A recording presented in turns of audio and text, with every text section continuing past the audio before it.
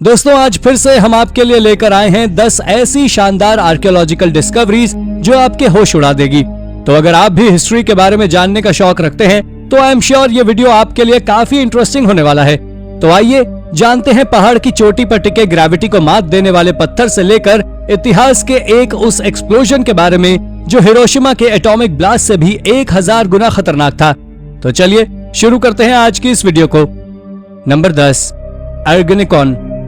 एर्गेनिकॉन Turkish लोगों की एक लोक कथा है। इस एपिक कहानी के हिसाब से सालों पहले जब तुर्की लोगों का अस्तित्व धीरे धीरे खत्म हो रहा था तब उन्होंने अपने भगवान से मदद मांगी और कहीं गायब हो गए। उनके ये भगवान एक भूरे रंग के वुल्फ जैसे थे। हालांकि अभी तक माना जाता था कि सिर्फ एक मिथक कहानी है और कुछ नहीं, लेकिन हाल ही में कजाकिस्तान से कुछ तुर्की सैनिकों के अवशेष मिले हैं जिन्हें उनकी तलवार और हथियारों के साथ दफन पाया गया है। 2012 में शुरू हुए इस एक्सकवेशन से यहाँ पर लगातार ऐसे नए अवशेष मिल रहे हैं जिनसे पता चलता है कि शायद ये कब्रें और अवशेष उन्हीं टर्किश लोगों के हो सकते हैं। आपको क्या लगता है? अपने विचार हमें कमेंट करके जरूर बताइए। Number 9, shipwreck treasure. सालों पुराने खजानों का सबसे अच्छा सोर्स होता है सालों पुराने वो शिप्स जो समुद्र की गहराइयों में डूब जाते हैं। अक्सर पुरातत्वविदों को इन शिपरेक से सदियों पुराने ट्रेजर्स मिलते आए हैं। हाल ही में इजराइल में भी आर्कियोलॉजिस्ट को मेडिटेरेनियन सी में 2 शिपरेक्स मिले। इसमें से रोमन काल का खजाना निकला है और इसमें मेडिवल एरा के सैकड़ों चांदी के सिक्के निकले। ये सिक्के रोमन और मामलुक पीरियड के थे, यानी कि 1700 से लगभग 600 साल पहले। इसके अलावा इसमें 500 से ज्यादा सिक्के मिडिल एज के भी हैं, जब रोमन एम्पायर का पतन हो चुका था। इस डिस्कवरी की खास बात यह है कि यूजुअली सालों तक समुद्र में पड़े रहने के बाद शिपरेक से मिले आर्टिफैक्ट नष्ट हो जाते हैं, लेकिन ये आर्टिफैक्ट्स आज भी काफी अच्छी कंडीशन में हैं। हिस्टोरियंस के हिसाब से इनमें से एक शिप तो इटली का है, लेकिन दूसरे शिप के ओरिजिन के बारे में उन्हें भी कोई आइडिया नहीं है, क्योंकि उस समय यूरोप में ट्रेडिंग काफी ज्यादा पॉपुलर थी। इसलिए इस तरह के शिप्स के बारे में कुछ भी अंदाजा लगाना काफी मुश्किल होता है। Number 8, ancient rock drawings in Saudi Arabia. Saudi Arabia में मिली ये रॉक ड्राइंग्स कोई नई डिस्कवरी नहीं है, बल्कि इन्हें तो सालों पहले ढूंढ लिया गया था, लेकिन साइंटिस्ट ने इन पर कोई खास रिसर्च नहीं की थी। जब इनको स्टडी किया गया तो रातों रात ये रॉक ड्राइंग चर्चा में आ गई, क्योंकि इनकी हेल्प से पुराने समय में पेनिनसुला में रहने वाले लोगों को जानने में काफी मदद मिलेगी। एक शहर नाजरान में एक ड्राइंग में 2 औरतें बनी हुई हैं, जिसमें एक पूरी तरह ज्वेलरी से लदी हुई थी, वही दूसरी डांस कर रही थी। इसमें एक आदमी भी बना हुआ था जिसने दाएं हाथ में 2 भाले और बाएं हाथ में एक भाला पकड़ा हुआ था। आर्कियोलॉजिस्ट का मानना है कि ये शायद एक वॉर डांस को सिंबलाइज करता है। इसके अलावा यहाँ पर कई जानवरों जैसे शेर, ऊंट, वोल्फ आदि की भी आकृतियां बनी हुई हैं। ये सभी ड्राइंग्स लगभग 7000 साल पुरानी हैं, यानी कि पैलियोलिथिक एज के समय की। Number 7, gravity defying monument. Myanmar में एक डिस्कवरी ने आर्कियोलॉजिस्ट को भी हैरान कर दिया। इस मॉन्यूमेंट का नाम कयाकटियो पगोडा या गोल्डन रॉक के नाम से जाना जाता है। ये मॉन्यूमेंट एक बुद्धिस्ट पिलग्रिम साइट से मिला है। ये कुछ अजीब तरह से झुका हुआ है। साइंटिस्ट भी इसी बात से हैरान हैं कि आखिर इस पर ग्रेविटी का असर क्यों नहीं होता। ये ईस्टर्न योमा माउंटेन्स में स्थित है। इसको देखने से तो बिल्कुल ऐसा लगता है जैसे ये किसी भी क्षण गिर जाएगा, लेकिन आश्चर्यजनक रूप से ये पत्थर ग्रेविटी को मात देता आया है। प्राचीन कथाओं के अनुसार एक राजा ने एक बुद्धिस्ट हर्मिट को बुद्ध का बाल अपनी हैट में छिपाए हुए पकड़ा। उसने राजा को सलाह दी कि इस बाल को नए बने रहे पगोडा में प्रतिष्ठापित कर देना चाहिए।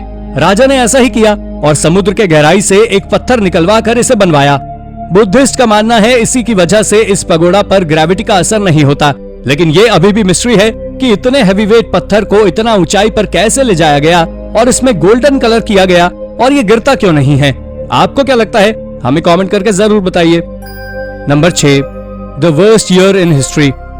दोस्तों अगर आपको लग रहा है पिछले 2 साल जीवन में सबसे बदतर थे और इससे बुरा कुछ हो ही नहीं सकता, तो आपको एक और बार विचार कर लेना चाहिए, क्योंकि साइंटिस्ट ने भी ये मान लिया है कि साल 536 से 541 के बीच का समय ह्यूमन हिस्ट्री में सबसे बुरा था और उसके सामने कोरोना वायरस महामारी वाले साल आपको कुछ भी नहीं लगेंगे।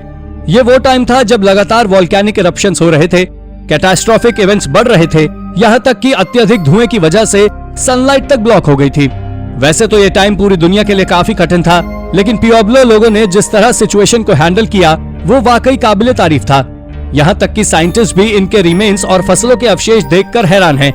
इतने कठिन समय में भी सरवाइव करने के लिए इनका तरीका था कि इन्होंने फार्मिंग आदि कम्युनिटी में मिलजुल कर करना शुरू किया और इसका नतीजा ये हुआ कि जहां एक तरफ पूरी दुनिया अलग थलग पड़ी थी और सर्वाइवल की जंग लड़ रही थी, इन लोगों ने सर्वाइव किया। वाकई एकता में बल है। Number 5, ancient stone circle. Archaeologist का मानना है कि उन्होंने रियल स्टोनहेंज को ढूंढ लिया है।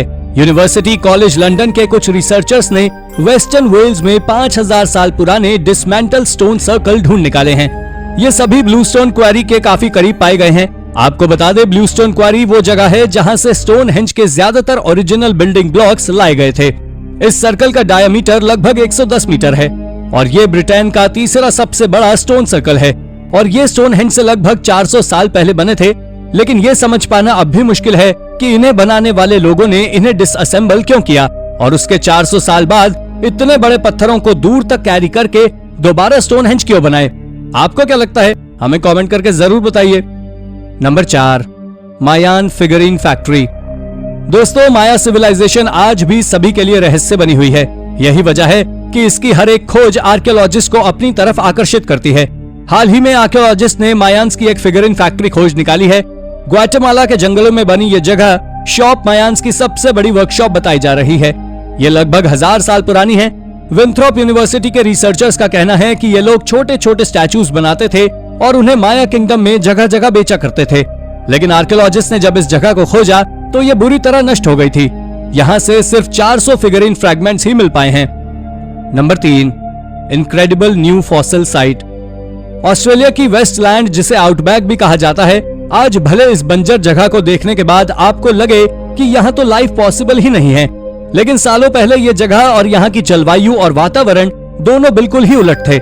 इनफैक्ट आर्कियोलॉजिस्ट ने यहाँ से कई फॉसिल्स भी खोज निकाले हैं और ये पता लगा है कि सालों पहले यहाँ कई जीव जंतु रहा करते थे।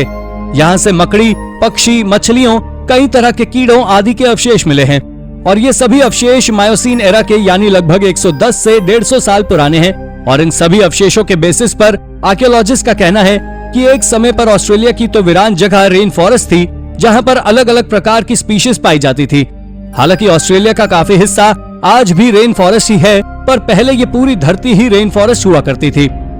Number 2, a giant space rock of doom. हाल में आर्कियोलॉजिस्ट ने पता लगाया है कि 3600 साल पहले मेडिएवल एरा में बड़ा सा स्पेस रॉक चंद सेकंड्स में नष्ट हो गया था। ये धमाका तब हुआ था जब स्पेस से एक बड़ा सा टुकड़ा आकर पृथ्वी के एटमॉस्फेयर से टकराया था। ये टुकड़ा 65,555 किलोमीटर प्रति घंटे की रफ्तार से पृथ्वी से टकराया था। ये आज के समय में टॉल एल हमाम नाम की जगह से टकराया था। ये धमाका किसी एटॉमिक बॉम्ब के धमाके से 1000 गुना ज्यादा एक्सप्लोसिव था। आप अंदाजा लगा सकते हैं कि जब हिरोशिमा में एटॉमिक बॉम्ब गिरने का इतना नुकसान हुआ था तो इसके क्या परिणाम रहे होंगे। टेम्परेचर 31 डिग्री सेल्सियस से सीधा 1982 डिग्री सेल्सियस पहुंच गया था। जिसने भी इस एक्सप्लोजन को डायरेक्टली देखा उसकी आंखों की रोशनी चली गई। सब कुछ आग के गोले में तब्दील हो गया। कुछ देर बाद 1190 किलोमीटर प्रति घंटे की स्पीड से शॉक वेव आई। इन शॉर्ट हर तरफ बस तबाही ही तबाही थी। आपको जानकर हैरानी होगी, लेकिन आर्कियोलॉजिस्ट को इस एक्सप्लोजन के बारे में पता लगने के लिए 15 सालों तक रिसर्च करनी पड़ी थी। नंबर 1, अ मिडिएवल वॉन्डरर। 1985 में ब्लेयर एथॉल में एक मिडिएवल स्कॉट्समैन के शरीर के अवशेष पाए गए थे। एक घर के कंस्ट्रक्शन के दौरान उसे इस आदमी के अवशेष मिले थे। जब वर्कर्स ने हड्डियां देखी तो उनको लगा यहाँ किसी का मर्डर हुआ है, लेकिन पुलिस को बुलाने और जांच के बाद पता चला कि ये अवशेष तो 400 साल पुराने आदमी के हैं। हालांकि इस डिस्कवरी को सालों हो चुके हैं, लेकिन आज भी इसके बारे में कोई खास जानकारी नहीं है। पहले माना जा रहा था कि यह आदमी इंडिजीनियस ग्रुप की पिक्ट सिविलाइजेशन से बिलोंग करता था। हालांकि अब एक रीसेंट स्टडी के बाद पता चला है कि यह आदमी स्कॉटलैंड का था, लेकिन ये कौन था और यहाँ क्यों आया कोई नहीं जानता। आर्कियोलॉजिस्ट का मानना है कि यह आदमी शायद एक वॉन्डरर था और दुनिया एक्सप्लोर कर रहा था। अगर आपको किसी एक देश में घूमने का मौका मिले तो आप कहाँ जाना चाहेंगे और क्यों, हमें कमेंट करके जरूर बताइए। और ऐसे ही अन्य रोचक तथ्यों के लिए हमारे चैनल को सब्सक्राइब करना ना भूलें। Thank you for watching.